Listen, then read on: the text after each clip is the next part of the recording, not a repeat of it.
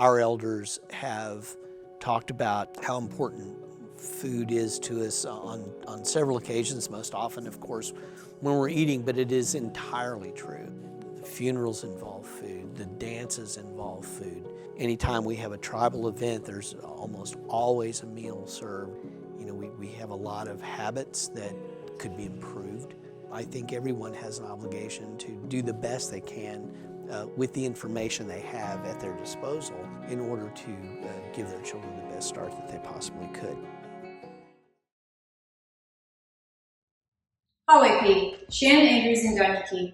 I'm a dietitian and a nutrition coordinator for the Otoe-Missouria Tribe Health Department.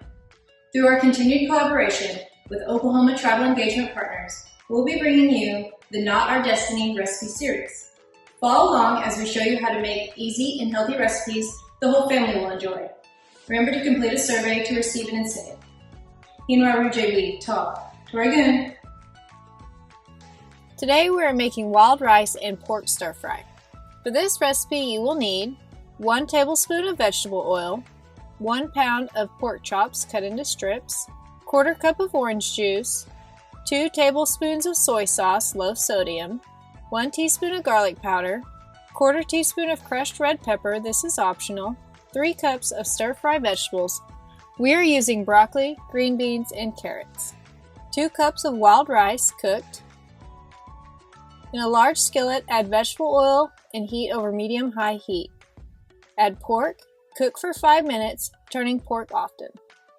Today's recipe uses wild rice.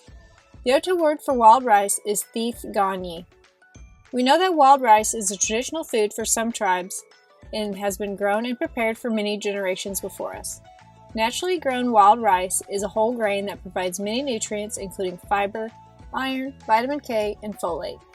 It is said that the Ojibwe or Chippewa people followed a shell in the sky thousands of years ago to find a place where food grows on the water. They began their journey on the east coast of North America and ended up in the Great Lakes region. They settled where they found manumin or wild rice. To harvest wild rice, knockers are used to knock mature rice grains into a canoe or boat. Any rice that falls in the water will sink and grow for harvest next year. Rice is used for ceremonial and public gatherings. No feast would be complete without it. Today, as we enjoy wild rice, we can be thankful and cherish our ancestors' work and care for wild rice. In a small bowl, combine orange juice, soy sauce, garlic powder, and crushed red pepper if using. This sauce helps give flavor to the meat and vegetables.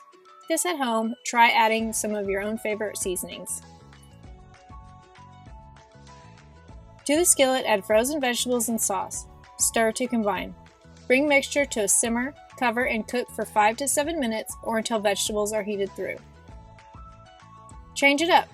A wild rice blend, brown rice, or long grain rice could be used if you do not have wild rice. Chicken breast or lean beef could be swapped for the pork or leave out meat altogether for a vegetable stir fry. Other vegetables could be added.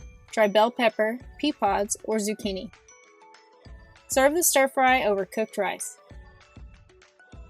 This recipe makes 4 servings. 1 serving is 2 cups. Enjoy!